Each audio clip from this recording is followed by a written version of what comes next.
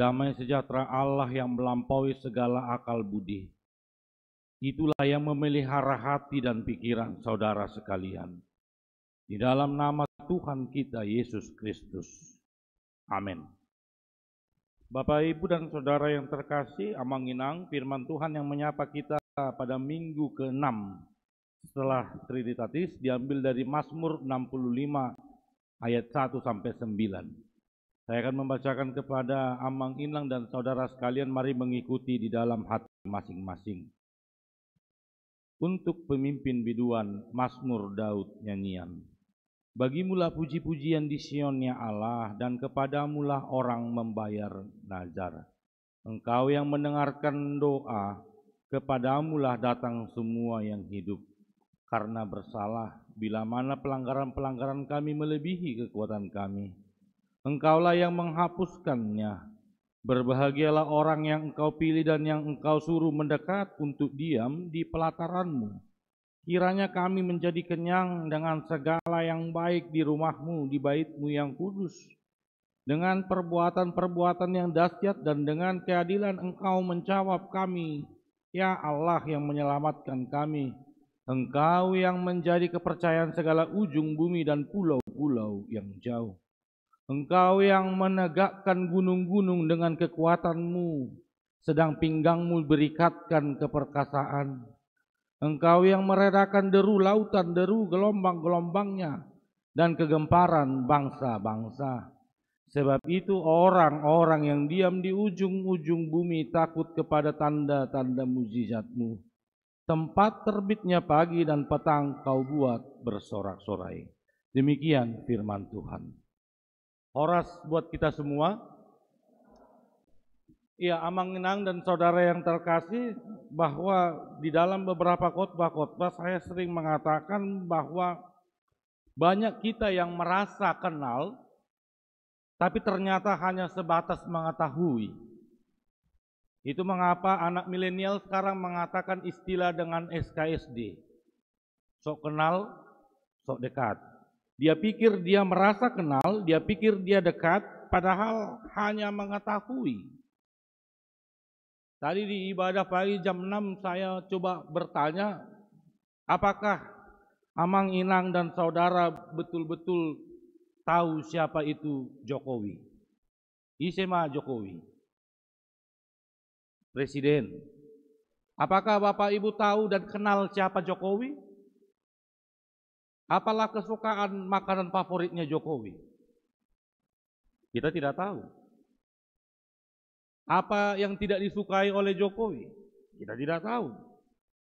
Kita hanya sebatas tahu, tetapi belum tentu mengenal. Karena itu banyak Amanginang dan saudara yang terkasih merasa hanya cuman tahu, tetapi tidak untuk mengenal lebih dalam. Karena itu saya tidak tahu teman-teman apakah betul-betul mengenal pacar kalian atau hanya cuman sekedar tahu. Karena ada orang yang cuman pacaran 7 tahun, akhirnya hanya cuman untuk jaga-jagain jodoh orang, kan gitu. Karena dia tidak mengenal siapa pasangannya. Dia hanya sekedar tahu siapa pasangannya.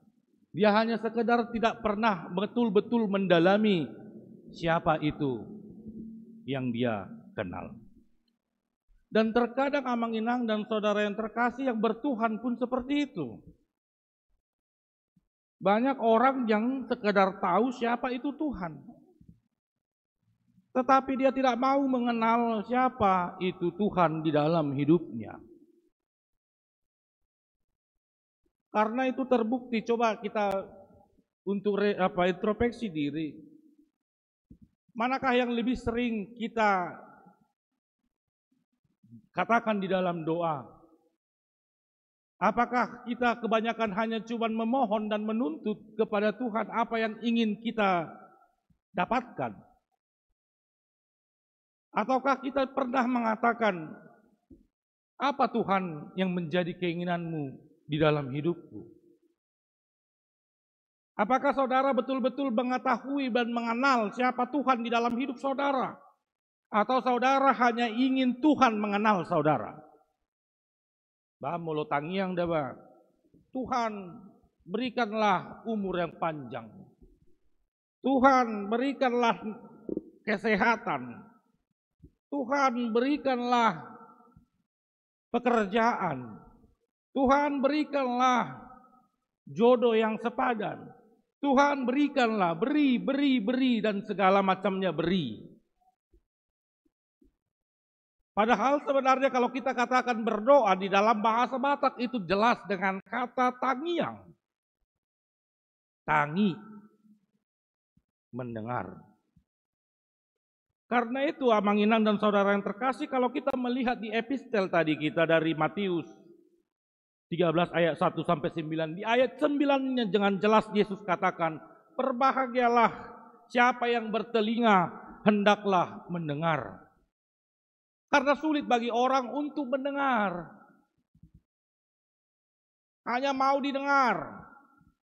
Terbukti kalau di kampung kami, tapi di Jambi nggak ada ini. Di kampung kami, kalau udah warta jemaat, malas mendengar.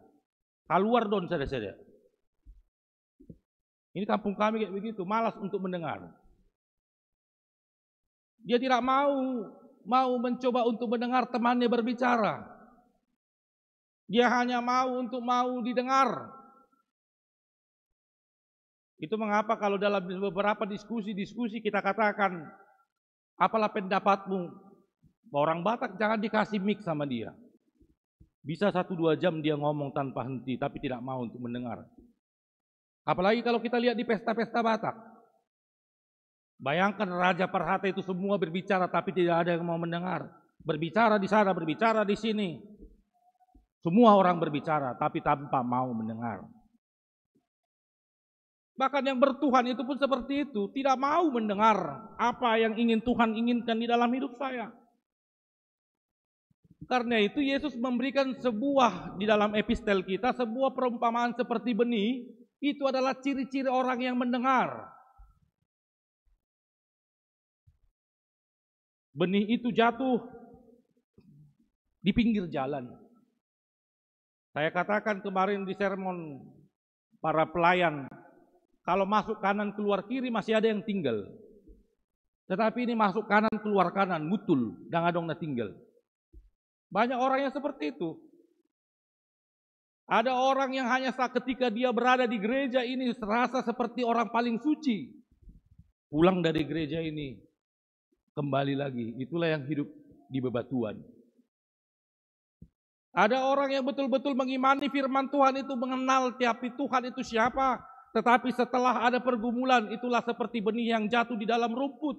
Pergumulan itu membuat iman kita menjadi pertanyakan.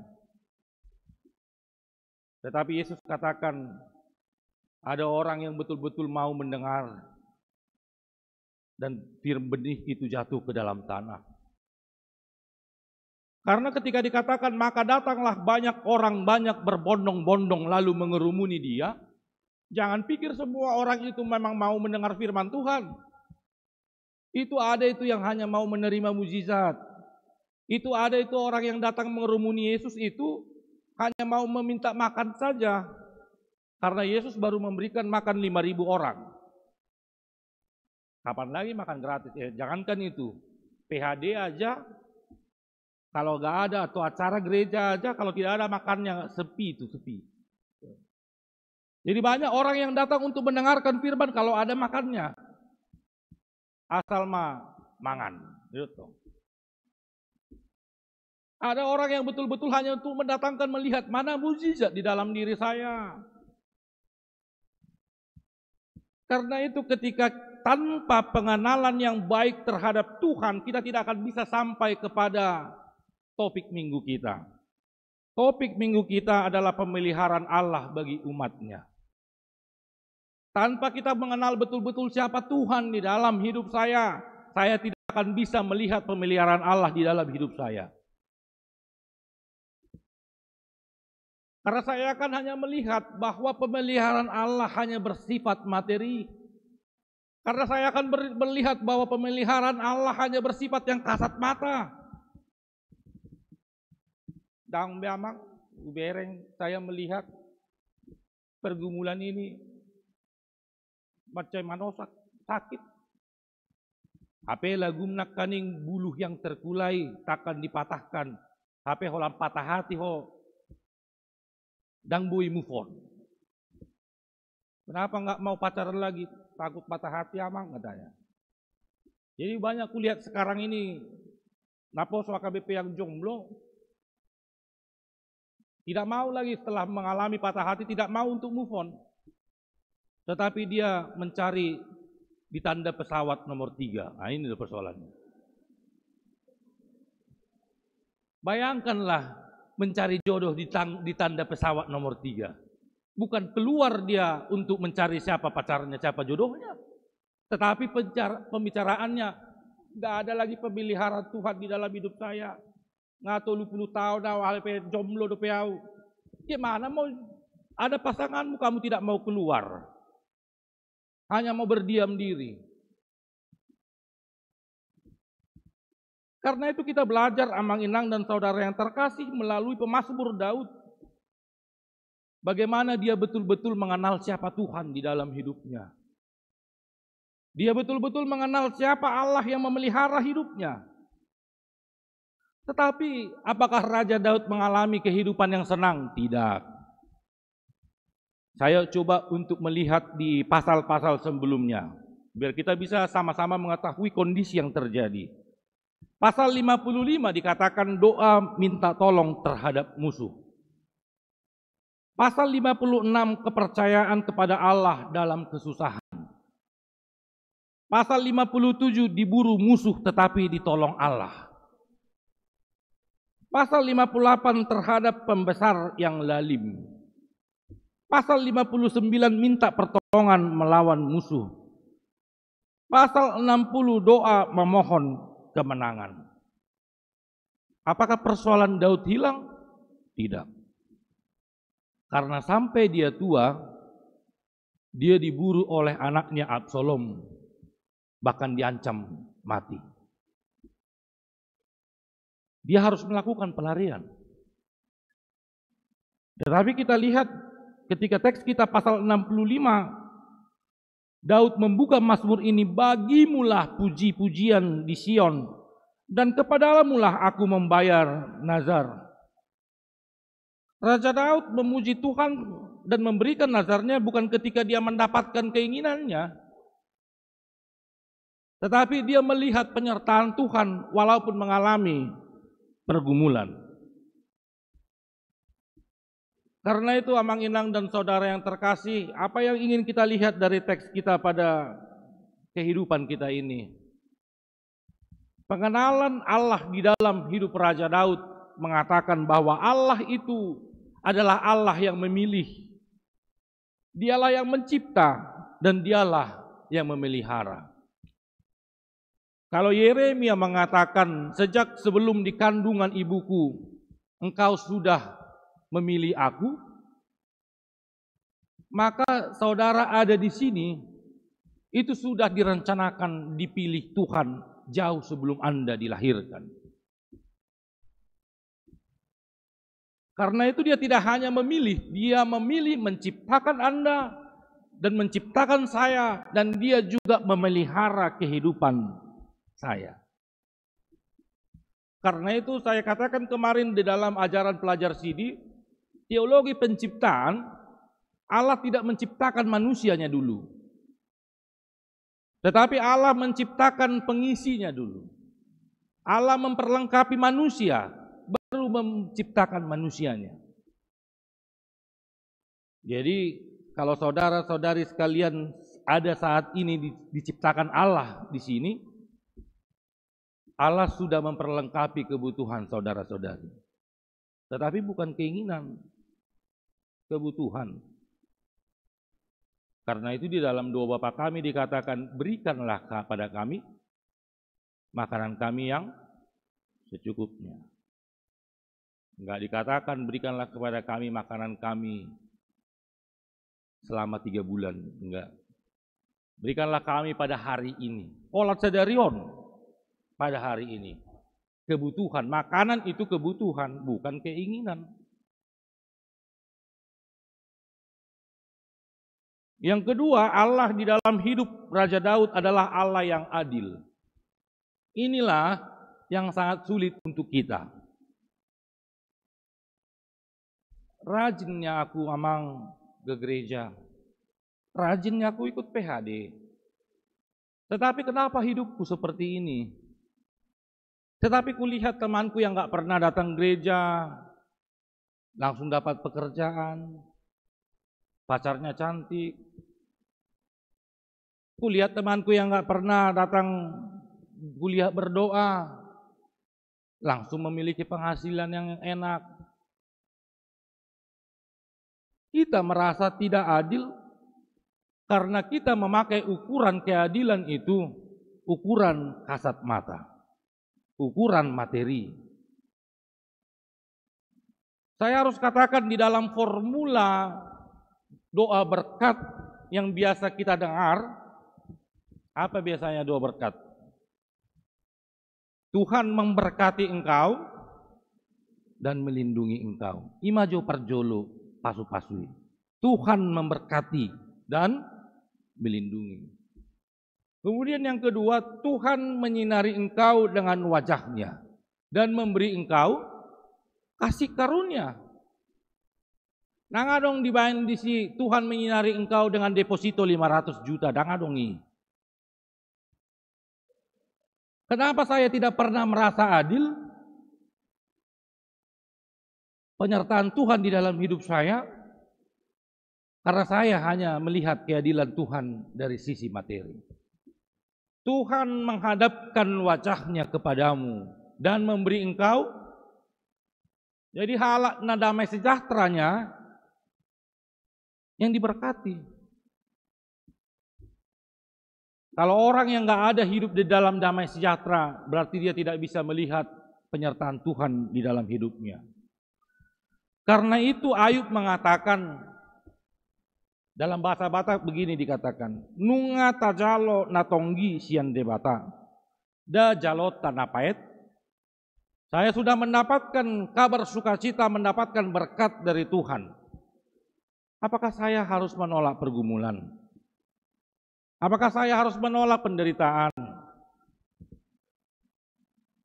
Dan yang ketiga, yang terakhir kita lihat di dalam pengalaman hidup Raja Daud terhadap Allah.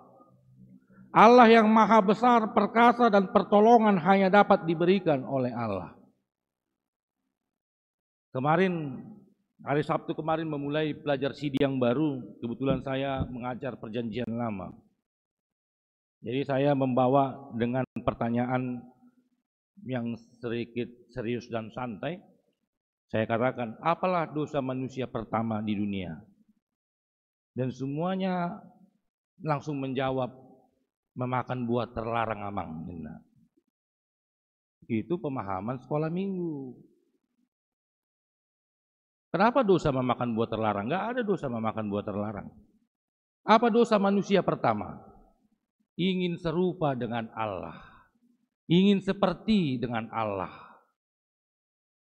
Karena itu ketika dia memakan buah terlarang itu, dia tahu membedakan yang baik dan yang buruk. Maka dosa manusia yang bisa hilang, yang tidak bisa, yang akhirnya sampai warisan sampai kita saat ini, yang pertama adalah kita selalu merasa mampu dan akhirnya kita tidak bisa melihat penyertaan Allah. Merasa mampu tanpa Allah, saya bisa sendiri. Ini yang katanya dosa terus menerus yang gak pernah hilang di dalam hidup kita. Apa dosanya? Kita merasa lebih tinggi dari Allah. Dan Allah lah yang harus memenuhi kebutuhan kita. Ngahu puji ho Tuhan, saya sudah memuji engkau, maka engkau berutang memberikan berkat kepada saya. Kalau kau tidak memberikan berkat kepada saya tidak mau lagi memuji engkau. Nah ini. Kemudian saya tanya lagi, apa dosa Kain kepada Tuhan? Membunuh Habel amang. Nah. Amang, ini pertanyaan anak SD ya. Apa dosa Kain kepada Tuhan? Bukan membunuh. Apakah saudara saat ini bisa memilih membunuh? Bisa. Bisa juga memilih tidak? Bisa. Tetapi apa dosa yang akhirnya turun-temurun sampai saat ini dari dosa Kain? Iri hati, dengki. Tidak puas. Kenapa iri hati? Kenapa Tuhan persembahan Habel yang engkau terima, persembahan saya tidak engkau terima? Karena iri hati, akhirnya akibatnya dia membunuh. Jadi dosa turunan dari manusia yang sampai saat ini ada di dalam hidup kita, ingin serupa dengan Allah, dan iri hati tidak puas dengan apa yang kita miliki. Akhirnya ketika kita berada di dalam dosa warisan ini, kita tidak mampu melihat penyertaan Allah di dalam hidup saya. Karena itu tadi kita merasa mampu, kita melihat dalam sudut materi, kita melihat dalam iri hati, sarupa penes dohami, sarupa do angkatan nami. Tetapi kenapa dia lebih dulu pakai mobil? Kan iri hati itu. Keinginan tidak akan bisa berhenti. Tidak ada orang yang bisa terpuaskan dari keinginan.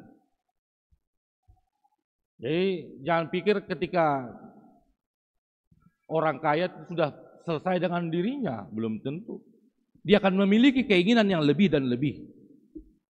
Dan dia tidak pernah puas terhadap dirinya. Inilah dosa warisan itu. Karena itu Amanginang dan saudara yang terkasih, ketika mengalami pergumulan itu, penderitaan itu, maka kita harus betul-betul mengenal siapa Allah di dalam hidup saya. Tanpa kita mengenal siapa Allah di dalam hidupmu, hidup saya tidak akan bisa melihat penyertaan Allah di dalam diri saya. Karena itu di dalam teologi penciptaan manusia, manusia diberikan dua mata, diberikan dua telinga, diberikan satu mulut. Lebih banyak melihat, lebih banyak mendengar, sedikit berbicara. Oh, katanya rupa gudakku, alidang olo panangion. Karena itu apapun yang kita alami, apapun persoalan yang kita alami, pemeliharaan Tuhan selalu ada di dalam hidup kita. Karena itu kita coba lihat di buku acara kita di nomor 3, Kidung Jemaat 438 ayat 3 dan buku ND 806 ayat 3. Apapun juga menimpamu, Tuhan menjagamu. Kita nyanyikan dulu buku ND Kidung Jemaat 438 ayat 3 dan buku ND 806 ayat 3. Ahapena masa dingulumi, Tuhan menjagaho.